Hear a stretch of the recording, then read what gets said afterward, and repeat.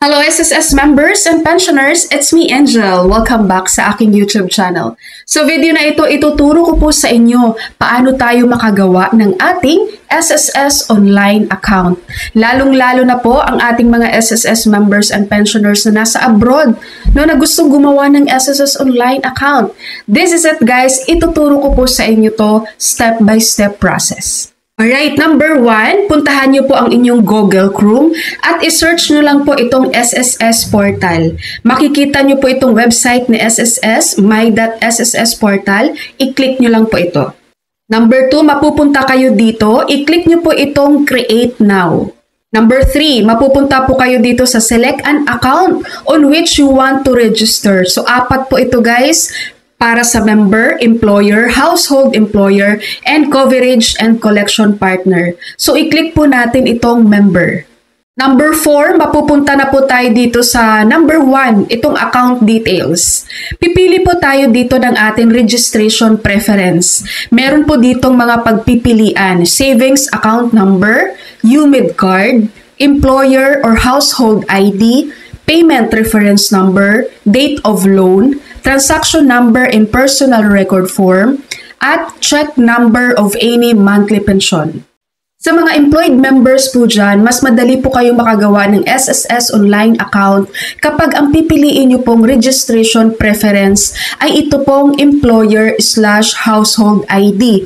Ito po yung SSS number ng inyong employer. Hihingiin mo lang to sa HR nyo guys, sa employer nyo, no, sa company nyo, ang kanilang employer SSS number at ito yung gagamitin mo sa registration. Sa mga voluntary naman po dyan, self-employed, no, yung mga individual contributions, mas madali din pong makagawa ng SSS online account kapag ang pipiliin nyo pong registration preference number ay ito pong payment reference number, ito PRN, no, sa binabayaran nyo po. Pag wala kayong PRN guys, magpa-generate kayo ng PRN sa SSS branch, tapos bayaran nyo agad yon, and then pwede nyo na pong gamitin yun dito sa registration reference. Kung may UMID card kayo, pwede nyo rin naman gamitin yun. Sa mga pensioners naman po natin dyan, mas madali po kayong makapag-register sa SSS online account kapag po ang gagamitin yung registration reference ay ito pong savings account number. Ito po yung account number nyo ng disbursement account nyo po sa SSS kung saan doon po pumapasok ang inyong monthly pension. Okay po, so next, halimbawa ang pipiliin nating registration reference ay itong employer/household ID. So dito, i-input po natin itong registration preference, i-input po natin ang employer SSS number ng company nyo. Okay? And then dito sa account information, i-input natin dito ang CRN or SSS number mo, email address, kailangan guys, preferred user ID. Kung ano man ang ilalagay yung preferred user ID dito, tandaan nyo po yan dahil yan po ang gagamitin natin pag nag-login na kayo. Then your preferred password, tandaan nyo rin. Mobile number, mas maganda sana guys, ang ilalagay yung mobile number dito ay yung nakaregister nyo na sa SSS, kung ano yung nilagay nyo doon sa record ni SSS. And then confirm email address, confirm preferred user ID, confirm preferred password, and then i-click natin itong next. Next, mapupunta na po tayo dito sa number 2, itong personal information and address. Sa personal information, ilagay natin last name, middle name, birth date, given name, then extension name kung meron. And then dito naman sa mailing address, no, ilalagay din natin yung address natin dyan. And dito po sa foreign address information, kung meron lang naman, pero pag wala, just leave it blank. And then i-click natin ang next. And then lalabas dito itong personal information, mailing address information. Fill out lang natin yan guys. Tapos i-click natin itong box, yung I accept the terms of service. And then i-click natin itong create account. And magsasend po si SSS ng OTP sa nilagay mong mobile number. So input po natin dito ang iyong OTP na marireceive. And then, charan, ito na agad siya guys. Your registration for the My SSS member portal has been successful. You can now log in into your My SSS account.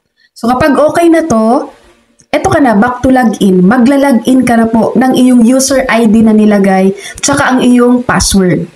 Tapos pag-click mo ng sign in, i-click mo lang ang get PIN, tapos ilagay mo ang iyong OTP, then login. Tapos ito na guys ang iyong portal sa SSS. Ito na yung SSS online account mo. Andito yung dashboard, member information, services, loans, benefits, and payment reference number. So, i-explore nyo lang to guys ang inyong SSS online account. Makikita nyo lahat dito ng contributions nyo. Ng loans, lahat ng payment nyo guys, makikita nyo dito. Pati yung pag-claim nyo ng mga benefits nyo. Ganon kabilis guys gumawa ng SSS online account kapag ang iyong mobile number na ininput doon sa pag-apply mo ng SSS online account ay same sa record mo sa SSS.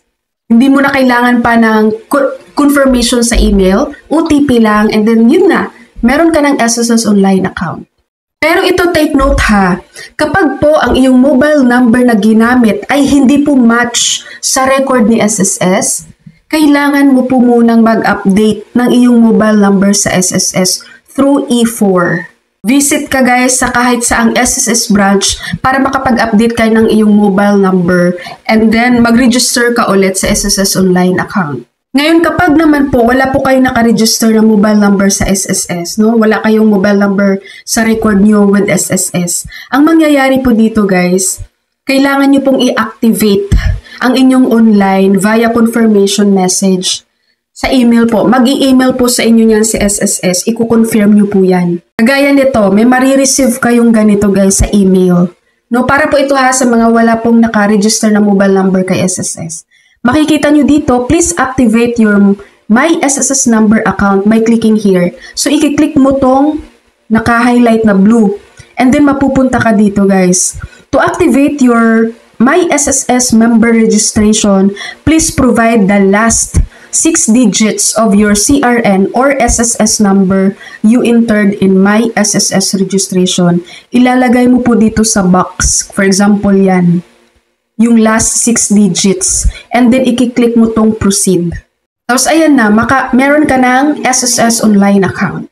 Alright po, SSS members and pensioners, guys, gumawa na kayo ng SSS online account ha, para din po yan sa inyo. Napansin nyo naman ngayon guys, mostly talaga gusto ni SSS digital, lahat ng process, lahat ng application. Para doon sa mga members dyan na malapit na pong mag-retire, sinasabi ko sa inyo guys, mas mabilis po ang approval ng retirement claim kapag sa online kayo mag-apply. Kaya gumawa na kayo ng SSS online account nyo. No? And then sa iba naman dyan, magpa-file ng loan, gusto din ni SSS guys online. So, gumawa na kayo ng SSS online account. Mabilis lang po talaga yan kapag susundan nyo lang. Okay, SSS members and pensioners, that's all for my video for today. Thank you so much for watching everyone. God bless you all.